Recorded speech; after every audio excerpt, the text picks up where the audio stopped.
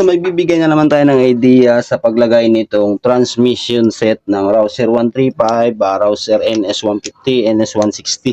So marami tayong video nito pero ulit-ulitin natin para may idea kayo mga idol. Okay, so umpisa na natin mga idol. Sa paglagay, ganito lang mga idol, no? Ilalagay nyo na siya pag ganito. So, take note lang mga idol, no? Ang mga washer, huwag nyo kakalimutan. So, pagdating sa input shop mga idol ng Rouser 135, ang washer niya ay medyo manipis.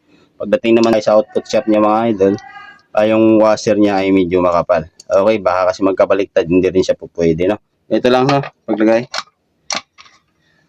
So, ang washer, huwag nyo lang muna bitawan hanggat di makashoot yung pinakadulo nitong shafting doon sa mismong needle bearing. Ayan. So, yan. Lagay na natin. Okay. Tapos, isusunod na natin yung shifting port niya. So, sa shifting port naman mga idol, ayan, makikita nyo yung shifting port niya. Dalawa yan. Dapat yan mga idol, ang paglagay niyan ay harapan. Ayan, makikita nyo mahaba. Okay. So, ilagay natin harapan.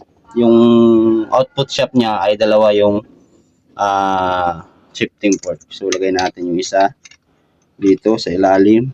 Yan.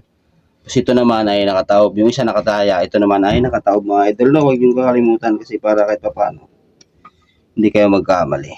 Okay. Tapos ito namang shifting port niya mga idol na maliit dito sa kanyang input shaft. Paglagay naman ganito, patihaya siya mga idol. No? Yan. Patihaya yan. Yan. So nilagay na natin siya. No? Ngayon, isusunod natin yung shift drum. Ito yung tinatawag na shifting drum or shift drum. Okay. So ito ilagay natin siya pa ganito. Ilagay lang natin siya diretso. So hawiin nyo lang muna itong mga shifting port yung nilagay nyo para hindi siya haharang. No? Yan. So ganyan ang paglagay niya. Ngayon mga idol, pag nilagay nyo ng shift drum, yan. Makikita nyo, ikutin yan. Yan. Meron niyang isang nahiwalay kasi isa lang dito sa kabila. Pag inikot mo yung sa kabila, dalawang hiwalay din yan dugtungan. Kumbaga, papakita ko sa inyo. Yan o. Isa siyang nakahiwalay yan. Tapos pag inikot mo sa kabila yan mga idol, dalawa yan, itong dalawa. So itong dalawa na to, dito yan sa dalawang shifting port. Yung isang nakahiwalay sa gitna, dito yan sa isang shifting port. Okay, so sa paglagay ganito. Yan. So sa paglagay ng shifting port mga idol, nakatihaya yun, di ba?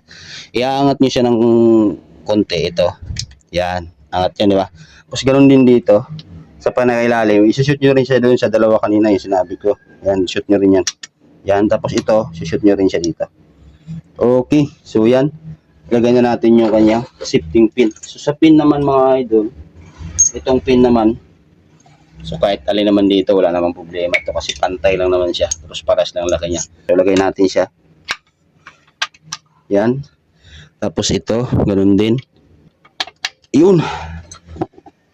Okay. Tapos sa pag-check kung papasok lahat ng gambya, mabilis lang. Okay siya. 1, 2, 3, 4, 5. Tapos neutral. Yan. So, ganoon lang mga idol, no? At sana nakabigay na naman tayo ng idea.